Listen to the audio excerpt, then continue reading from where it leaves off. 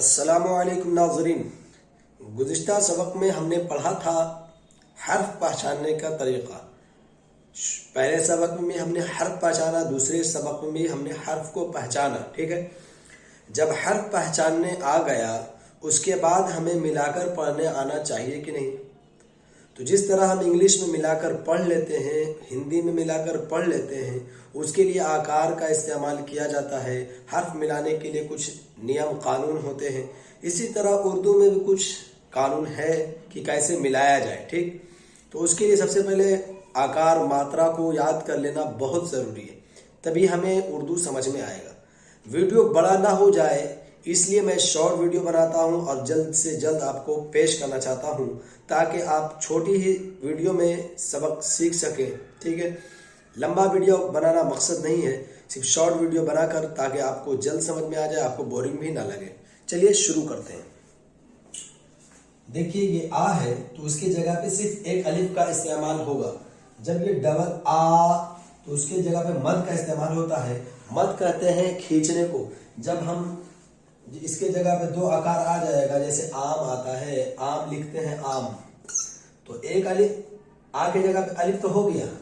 तो जब डबल आ है तो डबल आ नहीं देंगे, बल्कि इसके जगह पे मद दे देंगे, तो ये आकार का अलिफ का काम करेगा। इसे कहते हैं मद। मीम के जगह मीम ले जाएंगे तो आम हो गया। इसी तरह आकार का काम है। ठीक है, देखिए तो मद इस्तेमाल हो जाएगा। ई के जगह पे सिर्फ ये अलिफ जेड ई करेंगे। राजेद री, अगर इस तरफ से लिखा हुआ आ रहा है तो उसमें सिर्फ जेड का इस्तेमाल करेंगे। ठीक, और अगर इस तरह से मात्रा आ रही है तो उसके जगह पे हम या का इस्तेमाल करेंगे, अलिफ या जेड ई। और इधर से जो ऊ होता है वो खींचा नहीं जाता, तो उसके जगह पे सिर्फ पेश का इस्तेमाल, अलिफ पेश ऊ, बा पेश बू, ता पेश तू, सिर्फ या ता पेश तो भी, बा पेश बो भी पढ़ सकते हैं। और ये है उधर से जब ये वाला आता है तो ये ऊ खिंचाती है। ठीक है, तो इसको खींचेगा अलिफ वाव उल्टा पेश ऊ, इसके जगह पे हम वाव लिया है। अलिफ या जबर ए की जगह अलिफ या जेर ए, अलिफ या जबर ए। इधर देखिए अलिफ वाव जबर, अलिफ वाव पेश ओ, अलिफ वाव पेश ओ, ओ की जगह पे अलिफ वाव पेश ओ। इसका जमल ऐसा होता है अलिफ वाव जबर आओ, अलिफ नून जबरान, अलिफ हा जबर हा आ। तो ये जो ऊपर में जो लिखा हुआ है इसी को याद करना बहुत जरूरी है। ये आपको याद हो गया तब आपको उर्दू समझ में बहुत अच्छे से आएगा।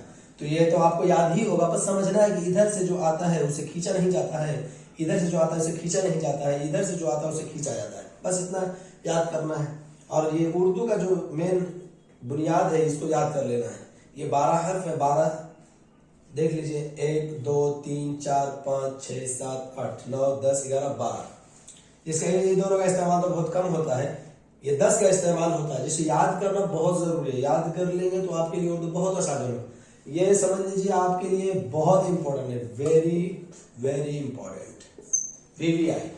इसे आप याद कर लेंगे तो आपके लिए बहुत आसान होगा उर्दू समझना और सीखना, क्योंकि इसी पर बुनियाद है, पिलर है। ये पिलर ही कमजोर रहेगा तो आपकी बिल्डिंग खड़ी नहीं हो सकती है। तो इसलिए आप इसे याद कर लें। उसके बाद मैं आपको सिखाऊंगा कि इसका इस्तेमाल कैसे किया जाता है, बहुत आसान तरीके से। आप इंशाल्लाह बहुत जल्द सीख जाएंगे। तो आप इसे स्क्रीनशॉट ले सकते हैं और इसे याद कर सकते हैं। जो भी लोग इसे सीखना चाहते हैं वो सीख सकते हैं, और हिंदू भाई भी बहन भी सीख सकती हैं, क्योंकि ये लैंग्वेज है। लैंग्वेज सीखने में कोई दुश्वारी नहीं होनी चाहिए। ऐसा ना हो कोई आपको उर्दू में गाली दे दे तो आपको समझ में नहीं आए, जैसे कोई मरदूद मगरूर बोल दे तो आपको समझ में नहीं आएगा। इसलिए आपको उर्दू सीखना बहुत ज़रूरी है। बहुत जगह पे उर्दू काम आता है। आप उस वक्त तक बढ़िया बोलना नहीं सीख सकते जब तक आपको उर्दू नहीं आता होगा। उर्दू अच्छे से आएगा तो आपको समझ में भी अच्छे से आने लगेगी। जैसे कोई बोला मज़ार तो आप मज़ार बोलते हैं, तो ये कब समझ में आएगा? जब आप उर्दू अच्छे से पढ़ेंगे तभी आपको समझ में आएगा।